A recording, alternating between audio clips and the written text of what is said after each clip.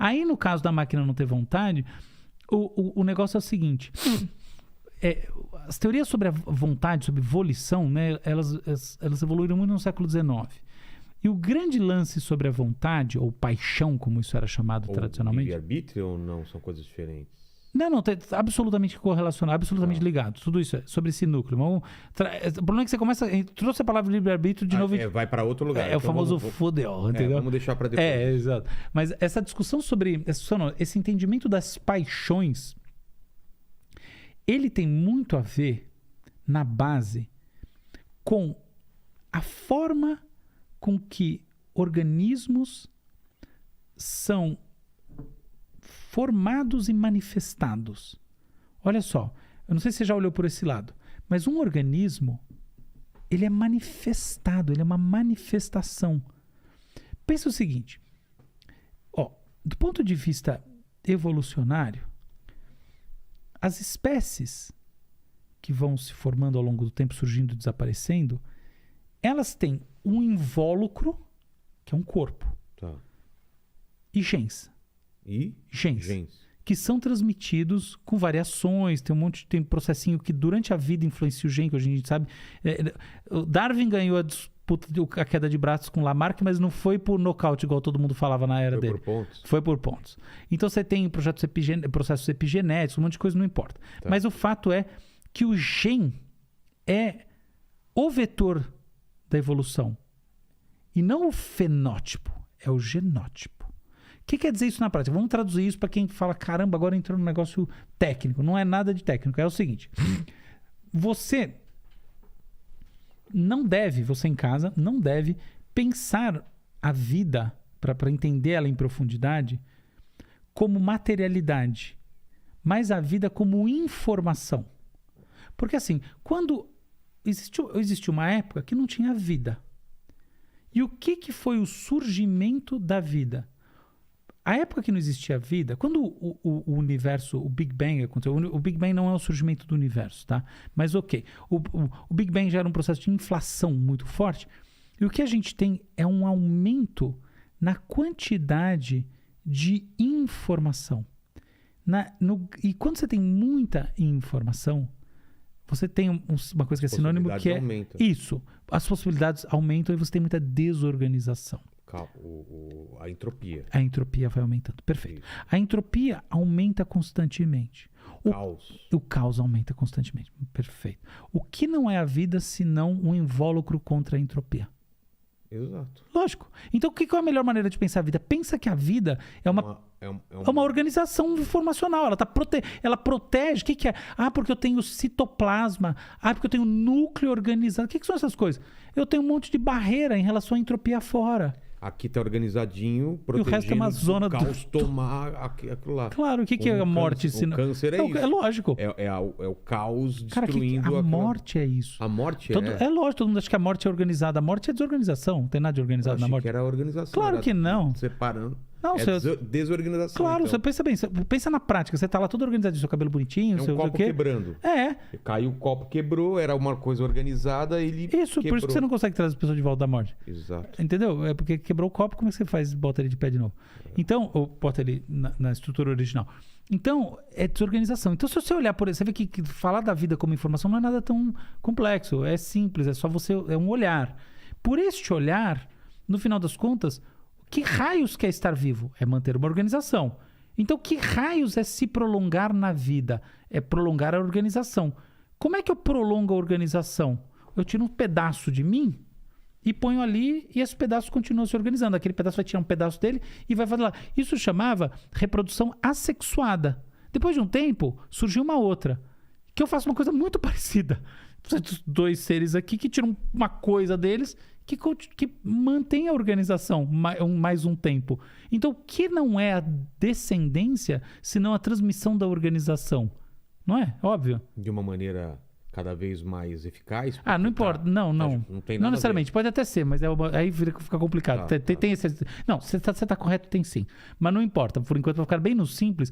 Pensa na reprodução assexuada. Tentativas, vai saindo várias... Não, deixa eu voltar. Acho que ficou um pouco diferente. Isso é tudo verdade. É que se você conhece muito esse assunto, eu já me liguei disso. Então, e aí você puxa por umas linhas que são verdadeiras, mas eu tenho medo que elas tragam complexidade. Então a gente tinha eu tô aqui que o mundo surgiu, a desorganização é enorme, a vida... Unicelulares... Isso, a vida é um evento estocástico, aconteceu por acaso, que protege... Mas tem uma função? A vida apareceu porque ela tinha que aparecer? Essa é uma longa discussão, eu acho que não. Não, né? Não, eu acho que não, mas não sei. Tá. Isso, na verdade, a gente pode discutir isso, tá? Então não é que eu não acho que não sei. Mas vamos é uma discussão muito interessante, linha. Mas essa outra eu acho que para as pessoas pensarem sobre si mesmas é mais legal. Tá. É assim, a tese é, a vida deve ser pensada para a gente entender melhor o que é a vida, o melhor caminho é a informação. E isso quer dizer o que na prática? O mundo é essa puta desorganização. A vida, você, seu rosto, suas ações, isso são formas de manter uma organização dentro de uma zona total. E quando você morre, que você vira poeira, e mesmo assim cai um pedaço da pele do seu... o negócio está desorganizando. Então você volta para a desorganização. Então, organização, desorganização. Então, em informação não tem nada de abstrato. É simplesmente assim. Aqui fora está uma zona, uma sopa de letrinhas, aqui eu tenho um texto escrito com umas linhazinhas. Essas linhazinhas do texto são a minha organização, por definição, dentro dessa maneira de ver. E o que é a nossa existência? O que é a existência? Existe uma coisa que é tempo e eu tenho as letrinhas, o tempo cruzando pelas letrinhas, ventando sobre as letrinhas, olha que bonito isso. O tempo ventando sobre as letrinhas é a existência. Só que o tempo em si não existe. O tempo não é como que eu meço, não o tempo do relógio, mas o tempo no mundo como variável física do mundo. O tempo é a porra da desorganização, entendeu? Então assim, tô trocando em miúdos, porque também isso não tem nada de muito complexo. É assim, as coisas estão se desorganizando. Eu tenho uma medida de que, tá desorganizando mais e mais. Entendi. Esse é o tal do tempo. É assim que eu posso medir o tempo de maneira indiscutível. Tá desorganizando. E eu tenho um negócio aqui... Tudo caminha para desorganização. Tudo caminha para essa desorganização. E eu tô mantendo aqui uma coisa organizada. Essa coisa organizada é a vida. É a existência. Como é que eu mantenho? Eu mantenho durante o tempo que eu estou vivo através de mim mesmo. Imagina que eu sou um organismo de reprodução assexuada. Eu tiro um pedaço, é como se um pedaço de mim saísse e aqui esse pedaço aqui vai desorganizar, mas esse aqui vai continuar e ele vai, e assim vai. Então, você. Não importa eu, pensa na informação. Esse que é o eu. A hora que pensou eu, fodeu. Você tem que pensar assim, esquece o eu. Eu tô falando dessa organização. Porque o que se mantém? Não é o texto? Não são as letrinhas? Essas letrinhas chamam genes. Não é nada mais. A TCG. É isso, entendeu? As letrinhas estão se mantendo. É o textinho. É literalmente um texto. Entendeu? É isso. Por isso que o vetor da evolução são os genes. É porque é literalmente mesmo. Isso aí... egoísta, né? O Richard Dawkins então, mas não precisa nem entrar na discussão, porque não tem nada de egoísta nisso aí, foi mais marketing. Claro. É tipo assim, literalmente... Não tem intenção. Não tem intenção nenhuma. É teleonômico, não teleológico, por assim dizer, que falar de um jeito bonito. Mas assim, o que importa é, essa linha está sendo seguida pelas letrinhas. Tá bom?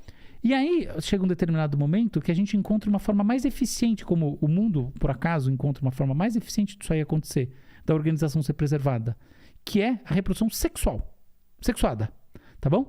E aí, duas pessoas se juntam. Por que essa é uma forma mais organizada? Daqui a pouco a gente pode discutir. Mas basicamente porque formas excessivamente organizadas são formas mais frágeis do que formas ligeiramente desorganizadas, curiosamente. Sim. Pensa uma coisa, você é um lutador, é melhor você nunca ter nenhum tipo de machucado ou você ficar caindo no tatame? Você fica caindo no tatame. Micro coisinhas te tornam mais resiliente a macro porradas, não é verdade? Isso aí vale para tudo. Isso aí não é só no tatame, isso é na vida. Em tudo e inclusive do ponto de vista da origem da reprodução. É uma questão muito mais profunda do que parece. Mas beleza. Então eu tô lá. Aí surge essa forma. E vai seguindo. Esse invólucro, que é o filho, a filha, ele é um invólucro do mesmo textinho que a gente estava vendo lá atrás, que mantém essa organização. Então, no final das contas, quando eu falo assim, o que é a existência se não o caminhar do tempo sobre as letrinhas? É isso. É essa transformação que se dá. Então, isso quer dizer o que na prática? Quer dizer que, voltando então lá atrás, que o ser vivo, o corpo funciona, né? A pessoa viva, como essa manifestação. Ele manifesta algo que é a expressão das letrinhas. Entendeu? E literalmente, seu corpo é síntese de proteínas e coisas assim que são escritas nesse seu código genético. Então, DNA, RNA, você faz síntese de proteínas, um monte de aminoácidos. É assim, é uma cadeia molecular, eu posso sei descrever ela, não importa, mas é tipo, não que eu sei, é um negócio, é muito maluco como o negócio vai, entendeu? Porque é literalmente assim. Então, é literalmente como se tivesse um textinho que segue ao textinho, tá bom? Então, esse é o caminho pelo qual a vida percorre o seu curso. No caminho em que ela percorre esse curso, vão surgindo formas, agora voltando à questão e chegando no ponto essencial, formas de se relacionar com as coisas que existem porque elas são parte do processo necessário para que as letrinhas se estendam no tempo, ou em outras palavras, elas permaneçam resilientes à entropia, passando gerações para frente. As tais das paixões, elas não são nada mais, nada menos na nossa base do que esse impulso para você manter a letrinha no livrinho seguindo o seu caminho dentro desses invólucros que se manifestam, que a gente chama de fenótipo, vida, corpo ou pessoa, tanto faz. Entende o ponto? Sim. Então, quando a gente fala assim, a máquina pode ter vontade, a gente está falando o seguinte, este processo... Por que eu vou ao banheiro? Por que eu transo? Simplesmente porque eu fui programado para isso. Então, eu não gosto... eu acho que aí a gente cai no marapô. Eu prefiro essa outra visão mais poética. Programado você não foi. Não é programado. Não é isso. Pensa assim, você não é o vetor da coisa. Você não vai por causa de você. Esse que é o negócio mais bonito. É quase uma coisa... Tem quase um aspecto místico nisso. Quase religioso. Eu vou por quê? Você não vai por causa de você. Porque você não... Muitas das coisas que você faz na vida não é por causa de você. Sim. É por causa das letrinhas. Você está defendendo as letrinhas. É como se fosse um... Pensa em vez de letrinha, Deus. Você está defendendo, o seu papel aqui não é porque isso é uma coisa, inclusive isso é uma coisa super recente, tá? Esse eucentrismo do que a gente vive hoje em dia, por muito tempo não se pensou nisso. Você não é nem tudo que você faz é por causa do eu vou porque isso você acredita. Mas existem evidências que as pessoas não pensando sobre esse eu fazem coisas parecidas, portanto talvez pensar nesse eu não seja tão importante, entendeu? Entendi. E a gente pode falar que isso é Deus. Mas a gente pode falar também, por esse ponto de vista, que isso são essas letrinhas. Você está seguindo, fazendo um monte de coisa que garante que essas letrinhas sigam para frente. Qual que é a ideia da seleção natural? Essas coisas ocorrem por acaso. Quem não fez essas coisas, os livros onde estavam escritas as coisas e que elas, nos caminhos se perderam, não estão mais aí. Exato. Então, os livros quem tem o textinho escritinho que está aí até hoje porque ao longo desses milhões de anos... veio fazendo coisas que garantiram justamente resiliência à entropia, ou em outras palavras, que aquela linha, aquela descendência não desaparecesse ao longo do tempo. Então, o fato de eu transar para passar meus genes para frente... Você não transa para dar cuidado, tá? Você transa porque você quer. Então... Você transa porque você tem prazer. Esse papo de que você transa para passar gene, isso é uma bobagem biológica, biologizante, não tem nada a ver. Você transa para ter prazer. Você tem prazer. E por que eu tenho prazer? É isso que eu tô te falando. O prazer é a grande manifestação das letrinhas. É um Mas eu tô tentando achar lá atrás. Não tem o começo? Como assim? Como que elas descobriram que era bom ter prazer? Elas nunca descobriram. Então, foi simplesmente randômico? Essa deu errado, essa deu certo, então eu passo pra frente. Essa, por acaso, tinha prazer. Tinha uma outra que tinha visão ultravioleta. Entendeu?